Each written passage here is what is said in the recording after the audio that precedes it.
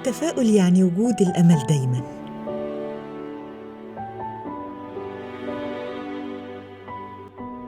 التفاؤل هو الاعتماد الدايم بإن الخير أكيد جاي،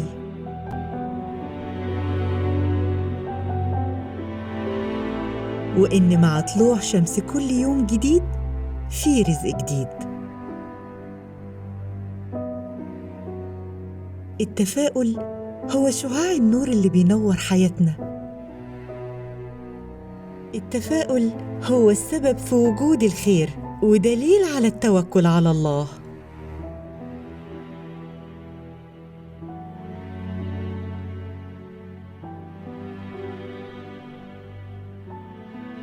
الناس المتفائلة هي أسعد الناس، ودايماً شايفين الحياة جميلة لأنهم على يقين إن رب الكون موجود وقادر على كل شيء.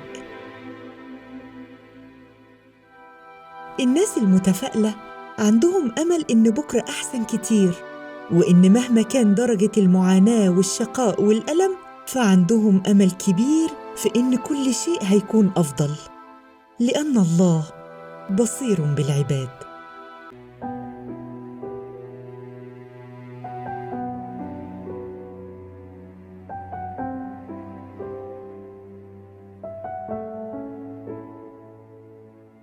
تفائل، تنعم بحياتك.